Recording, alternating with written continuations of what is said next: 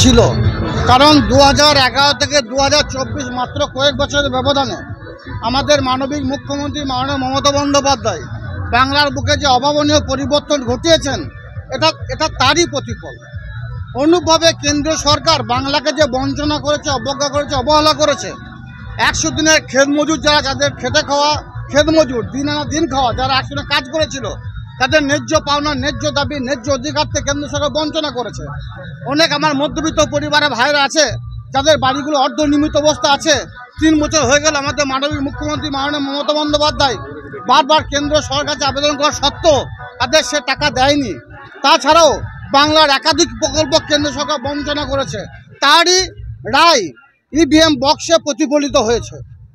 কোন কোন ম্যাজিক কাজ করলো বলে মনে হচ্ছে? এখানে মমতা ম্যাজিক কাজ করেছে।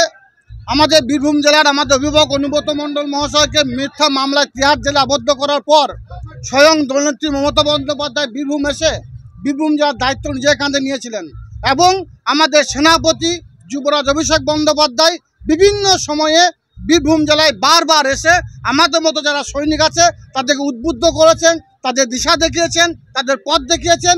সেই পথকে অবলম্বন করেই বীরভূম জেলার জনজোয়ার হয়েছে, ঘাসের ওপর জোড়া ফুল ফুটেছে। বীরভূম জেলার জাতি ধর্ম মতামত নির্বিশেষে সমস্ত সম্প্রদায়ের মানুষ দুহাত ভরে মমতা বন্দ্যোপাধ্যায়, অভিষেক বন্দ্যোপাধ্যায় মমতা প্রার্থীকে আশীর্বাদ করেছে।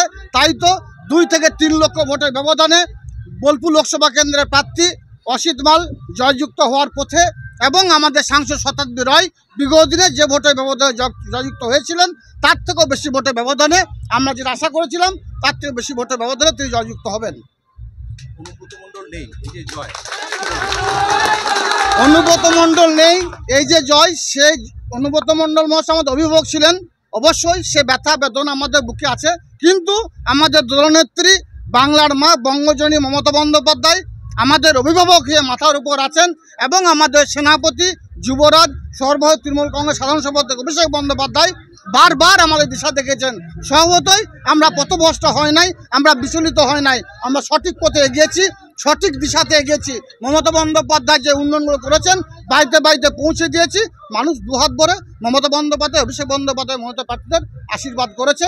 তাই তো ইভিএম বক্স যখন খুলেছি, আগেও আমরা বলেছিলাম যখন ইভিএম বক্স ওপেন হবে তখন শুধু জোড়া ফুল দেখবেন এবং বিরোধীরা শস্যের ফুল দেখবে। সেটাই শুধু বীরভূম নয়, সারা বাংলার বুকে সেটাই প্রতিফলিত হচ্ছে। দাদা, আগামী দিনে কি লক্ষ্য হবে আপনাদের বীরভূম জেলাকে নিয়ে? আগামী দিনে বীরভূম জেলার বুকে যেটা লক্ষ্য, আমাদের দলনেত্রী মমতা বন্দ্যোপাধ্যায় এবং আমাদের দলের সেনাপতি আমাদের যুবরাজ অভিষেক বন্দ্যোপাধ্যায় যে দিশা দেখাবেন, যে পথ দেখাবেন, সেই পথেই আমরা হাঁটব।